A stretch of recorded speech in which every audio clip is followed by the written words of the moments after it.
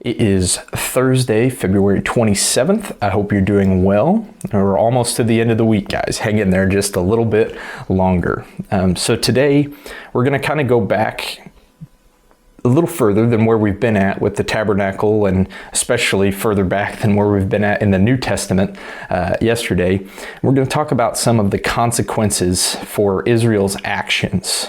Okay, so we're going to be in Exodus chapter 33, verses 1 through 6. I'd go ahead and turn there and be ready to read that with me.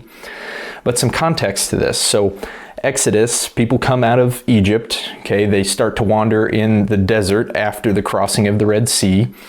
And then in chapter 19, God calls Moses up on Mount Sinai and begins to give him the law. And this continues through to chapter 31.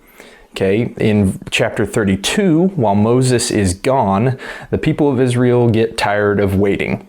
And in that tiredness of waiting, they commit idolatry. And they take the gold that they had plundered from Israel and they create an idol, a golden calf, and they bow down and worship it. And it's a big ordeal.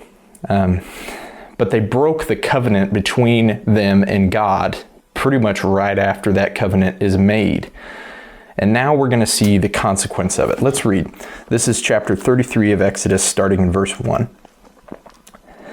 Then the Lord spoke to Moses, "Depart, go up from there, you and the people whom you have brought up from the land of Egypt, to the land which I swore to Abraham, Isaac, and Jacob, saying to your descendants, I will give it.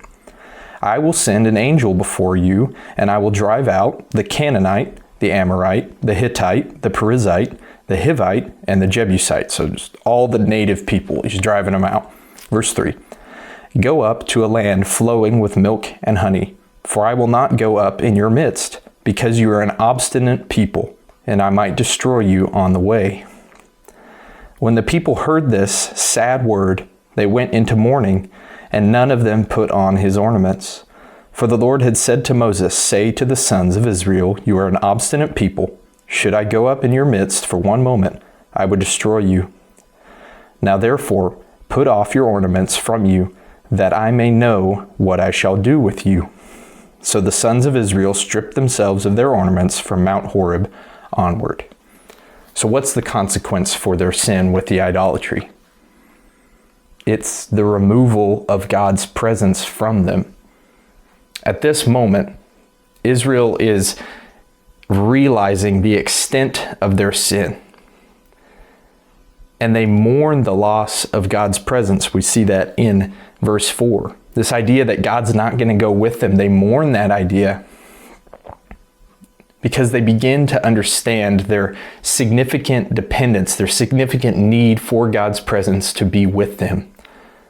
My question for us is, do we understand that? Do we have a context for just how much we need God's presence in our lives?